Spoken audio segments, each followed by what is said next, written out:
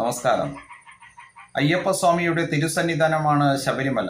ശബരിമലയെ ആസൂത്രിതമായിട്ട് തകർക്കുവാൻ വേണ്ടിയിട്ട് ഇവിടുത്തെ ഇടതുപക്ഷ ഭരണകൂടം ശ്രമിക്കുന്നുണ്ട് എന്നുള്ളത് ഒരു മുഖവുരയില്ലാതെ സർവ്വസാധാരണ സാമാന്യ സമൂഹത്തിന് അറിവുള്ളതുമാണ്. രഹന ഫാത്തിമയെയും ബിന്ദു അമ്മിണിയെയും പോലുള്ള നികൃഷ്ട ജന്മങ്ങളെ പോലീസിന്റെ അകമ്പടിയോട് കൂടിയിട്ട് പോലീസിന്റെ സംരക്ഷണയിൽ കാക്കി വേഷം ധരിപ്പിച്ചു പോലും ശബരിമലയിലേക്ക് കടത്തിക്കൊണ്ട് അവിടുത്തെ നൂറ്റാണ്ടുകളായിട്ട് നിലനിന്നിരുന്ന ആചാരാനുഷ്ഠാനങ്ങളെ ഇല്ലാതാക്കുവാൻ വേണ്ടിയിട്ട് നടത്തിയ പരിശ്രമങ്ങളൊന്നും നാം ആരും മറന്നുപോയിട്ടില്ല. ഇപ്പോൾ ഈ വിഷയത്തിന്റെ പ്രസക്തി എന്താണ് എന്നുള്ളതാണ് നമ്മുടെ മനസ്സിലേക്ക് പെട്ടെന്ന് കടന്നു വരുന്നത്. ഈ വിഷയത്തിന്റെ പ്രസക്തി എന്ന് പറയുന്നത് ഈ അടുത്ത സമയത്ത് ദേവസ്വം ബോർഡ് എടുത്തിരിക്കുന്ന തീരുമാനം തന്നെയാണ്. എന്താണ് ദേവസ്വം ബോർഡിന്റെ തീരുമാനം? ദേവസ്വം ബോർഡ് പറയുന്നത് അടുത്ത മണ്ഡലകാല തീർത്ഥാടന സമയത്ത് ശബരിമലയിലേക്ക് ഓൺലൈൻ രജിസ്ട്രേഷനിലൂടെ മാത്രമാണ് തീർത്ഥാടകരെ ശബരിമല ദർശനത്തിന് അനുവദിക്കുന്നത് എന്നുള്ളതാണ്. അവിടെ നിലനിന്നിരുന്ന സ്പോട്ട് രജിസ്ട്രേഷൻ ഒക്കെ അവസാനിപ്പിച്ചുകൊണ്ട് കൃത്യമായിട്ട് 3 മാസം മുമ്പേ തന്നെ ഓൺലൈൻ രജിസ്ട്രേഷൻ വഴി ഇത്തരത്തിൽ അപേക്ഷ നൽകിയാൽ മാത്രമാണ് ഈ ശബരിമലയിലേക്ക് ഈ വരുന്ന ഭക്തജനങ്ങൾക്ക് പ്രവേശിക്കാൻ സാധിക്കുന്നത് എന്നുള്ളതാണ്. നാം മനസ്സിലാക്കേണ്ടത്, ലക്ഷക്കണക്കിന് തീർത്ഥാടകർ വന്ന് പ്രാർത്ഥിച്ചു മടങ്ങുന്ന അവരുടെ മനസ്സിന്റെ ഇഷ്ടദേവനായിട്ടുള്ള അയ്യപ്പസ്വാമിയെ കണ്ടു വണങ്ങി മടങ്ങുന്ന ഒരു സാഹചര്യം നിലനിൽക്കുന്ന ശബരിമലയിൽ ഈ കോവിഡ് കാലഘട്ടത്തിൽ ഒരു നമ്മുടെ നാടിനെ ബാധിച്ച ഒരു മഹാമാരിയിൽ നിന്ന് രക്ഷ നേടാനെന്നുള്ള വ്യാജേന ഏർപ്പെടുത്തിയ ഒരു ഓൺലൈൻ രജിസ്ട്രേഷൻ സംവിധാനം യഥാർത്ഥത്തിൽ അതിന്റെ ചുവട് പിടിച്ചിട്ട് സർക്കാർ ഇതിൽ നിന്ന് ശബരിമലയെ ചൂഷണം ചെയ്തുകൊണ്ട്, അല്ലെങ്കിൽ ശബരിമല തീർത്ഥാടകരെ ചൂഷണം ചെയ്തുകൊണ്ട് ഈ രജിസ്ട്രേഷനിലൂടെ ധനസമ്പാദനത്തിന് വേണ്ടിയിട്ടുള്ള മാർഗമായിട്ട് ഇതിനെ മാറ്റുന്നു എന്നുള്ളതാണ് ഇതിൽ നിന്ന് മനസ്സിലാക്കേണ്ടത്. ശബരിമലയിൽ അയ്യപ്പസ്വാമിയെ ദർശിക്കുവാൻ വേണ്ടി വരുന്ന ലോകത്തിന്റെ നാനാഭാഗങ്ങളിൽ നിന്ന് ഈ കേരളത്തിലേക്ക് വരുന്ന, ശബരിമലയിലേക്ക് വരുന്ന അയ്യപ്പ ഭക്തരിൽ നിന്ന് ഇത്തരത്തിൽ ഓൺലൈൻ രജിസ്ട്രേഷനിലൂടെ തുക പിരിച്ച് സർക്കാർ ഖജനാവിലേക്ക് അല്ലെങ്കിൽ ദേവസ്വം ബോർഡിന്റെ ഖജനാവിലേക്കൊക്കെ വകയിരുത്തുമ്പോൾ യഥാർത്ഥത്തില് ഇവിടെ മറ്റു മതസ്ഥരായിട്ടുള്ള ആരാധനാലയങ്ങളിൽ സർക്കാരിന് ദർശിക്കാൻ സാധിക്കുന്നില്ല എന്നുള്ള ഒരു വിചിത്രമായിട്ടുള്ള സ്ഥിതിവിശേഷം കൂടി നിലവിലുണ്ട്.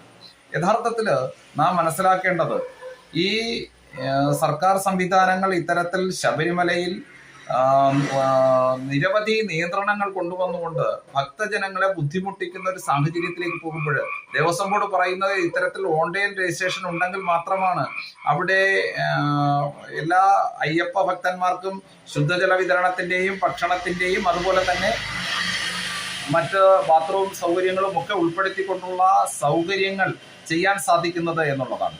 യഥാർത്ഥത്തിൽ ഈ തീർത്ഥാടനത്തെ പ്രോത്സാഹിപ്പിക്കുവാൻ വേണ്ടിയിട്ട്, അല്ലെങ്കിൽ ശബരിമല തീർത്ഥാടനത്തെ കൂടുതൽ നല്ല രീതിയിൽ കൃത്യമായിട്ടുള്ള വ്യവസ്ഥകളോട് കൂടിയിട്ട് വിജയിപ്പിക്കുവാൻ വേണ്ടിയിട്ടാണ് ദേവസ്വം ബോർഡും അതിന് നേതൃത്വം നൽകുന്ന ഈ സർക്കാരും കേരളത്തിന്റെ സർക്കാർ സംവിധാനങ്ങളും ആലോചിക്കുന്നത് എങ്കിൽ എന്താണ് ചെയ്യേണ്ടത്?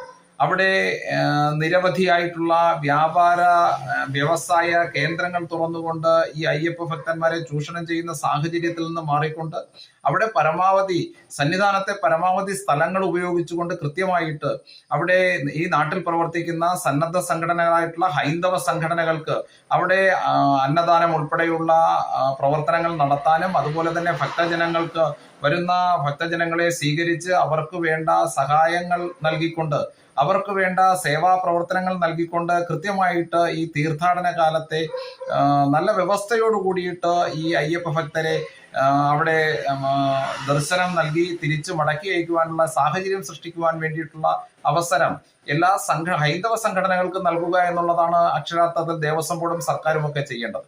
പക്ഷേ സർക്കാർ ചെയ്യുന്നത് ധനം സമ്പാദിക്കുക എന്നുള്ള ഒറ്റ ലക്ഷ്യം വെച്ചുകൊണ്ട് അവിടെ കൃത്യമായിട്ട് ബിസിനസ്സിന് വേണ്ടിയിട്ട് ലേലം ചെയ്ത് സ്ഥലവും കടയും ഒക്കെ കൊടുക്കുകയും, അതുപോലെ തന്നെ അവിടെ ഒരു കമ്പോളമായിട്ട്, ഒരു വാണിജ്യ കേന്ദ്രമായിട്ട് മാറ്റാൻ വേണ്ടിയിട്ട് പരിശ്രമിക്കുകയും, അതുപോലെ തന്നെ തീർത്ഥാടകരിൽ നിന്ന് ചൂഷണം ചെയ്തിട്ട് അവരിൽ നിന്ന് രജിസ്ട്രേഷൻ എന്ന വ്യാജേന പണം പിരിക്കുവാൻ വേണ്ടിയിട്ടുമൊക്കെയുള്ള പദ്ധതികളാണ് ഇട്ടുകൊണ്ടുവരുന്നത്.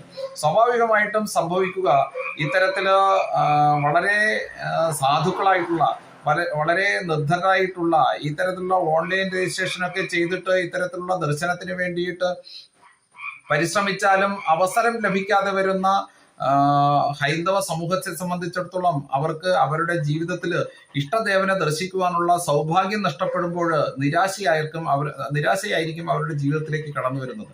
ഇത്തരത്തിലുള്ള ഈ നിർബന്ധപൂർവമായിട്ടുള്ള നിയന്ത്രണങ്ങൾ ഹൈന്ദവ സമൂഹത്തിലേക്ക് അടിച്ചേൽപ്പിക്കുവാൻ വേണ്ടിയിട്ട് ഇവർ തയ്യാറാകുന്നത് ഈ തരത്തിലുള്ള തീർത്ഥാടന കേന്ദ്രങ്ങളെ ഹൈന്ദവ ആചാര അനുഷ്ഠാനങ്ങളോട് കൂടിയിട്ട് നടക്കുന്ന നമ്മുടെ ആരാധനാലയങ്ങളെ തകർക്കുക എന്നുള്ളത് തന്നെയാണ് അതിന്റെ പിന്നിലുള്ള ലക്ഷ്യം. ഈ ആരാധനാലയങ്ങൾ തകർന്നാൽ എന്താണ് ഇതിൽ നിന്നുണ്ടാകുന്ന നേട്ടം എന്ന് ചോദിച്ചാൽ, ഈ ആരാധനാലയങ്ങൾ നമ്മുടെ ഹൈന്ദവ സംസ്കാര കേന്ദ്രങ്ങൾ ഇല്ലാതാകുന്നത് വഴി ക്രമേണ കാലക്രമേണ ഈ ധർമ്മത്തെക്കുറിച്ച്, ഈ ധർമ്മത്തിൽ ഇത്തരത്തിലുള്ള ആചാരാനുഷ്ഠാനങ്ങൾ നിലനിൽക്കുന്നു എന്നുള്ളത്, ഈ അനുഷ്ഠാനങ്ങളിലൂടെ മുന്നോട്ട് പോയാൽ ഒരു വ്യക്തിക്കുണ്ടാകാവുന്ന ജീവിതത്തിലെ സൗഭാഗ്യങ്ങളെക്കുറിച്ച് അല്ലെങ്കിൽ ആ വ്യക്തിയുടെ ജീവിതത്തിൽ ഉണ്ടാകുന്ന ഗുണഗണങ്ങളെക്കുറിച്ച് കാലക്രമേണ നമ്മുടെ സമൂഹം വിസ്മരിക്കുകയും ഈ ധർമ്മത്തെ ക്രമേണ ഇല്ലായ്മ ചെയ്യുവാനും സാധിക്കും എന്നുള്ള ആ വിശ്വാസത്തിന്റെ അടിസ്ഥാനത്തിലാണ് ഈ നിയന്ത്രണങ്ങളൊക്കെ കൊണ്ടുവരുന്നത്. ഇതിനെയെല്ലാം ചെറുത്തു തോൽപ്പിച്ച് കൃത്യമായിട്ട് ഈ ധർമ്മത്തിന്റെയും ഈ സംസ്കാരത്തിന്റെയും രക്ഷയ്ക്ക് വേണ്ടിയിട്ട് ഈ ആരാധനാലയങ്ങളെ സുദൃഢമായി നിലനിർത്തിക്കൊണ്ട് ഈ തീർത്ഥാടനം എപ്രകാരമാണോ നാളിതുവരെ നടന്നു വന്നത് അതിലും ഭംഗിയായിട്ട് മുന്നോട്ട് പോകുവാൻ വേണ്ടിയിട്ട് കൃത്യമായിട്ട് സർക്കാർ കൊണ്ടുവരുന്ന നിയന്ത്രണങ്ങളെ ചെറുത്തു തോൽപ്പിച്ചുകൊണ്ട് ഭക്തജനങ്ങൾക്ക് വേണ്ടിയിട്ടുള്ള സൗകര്യങ്ങൾ ഒരുക്കുവാൻ വേണ്ടിയിട്ട് ഈ കേരളത്തിലെയും മുഴുവൻ ഭാരതത്തിലെയും എല്ലാ ഹൈന്ദവ പ്രസ്ഥാനങ്ങളും ഒരുമിച്ച് കൈകോർത്ത് നിന്നു കഴിഞ്ഞാൽ കൃത്യമായിട്ടും കേരള സർക്കാരിന്റെ കീഴിലുള്ള ദേവസ്വം ബോർഡിന് ഇവിടെ നിഷ്പ്രഭമാവും, ഒന്നും ചെയ്യാൻ സാധിക്കില്ല. ഇവർക്ക് വെറും മൂകമായിട്ട് നിന്ന് ഹിന്ദു സമാജത്തിന്റെ ഈ ഐക്യത്തോടു കൂടിയുള്ള അജയമായ മുന്നേറ്റത്തെ കണ്ട് നിർവൃതി അടയേണ്ടി വരും എന്നുള്ളത് മാത്രമാണ് ഈ വീഡിയോയിലൂടെ സൂചിപ്പിക്കാൻ ആഗ്രഹിക്കുന്നത്. നന്ദി, നമസ്തേ.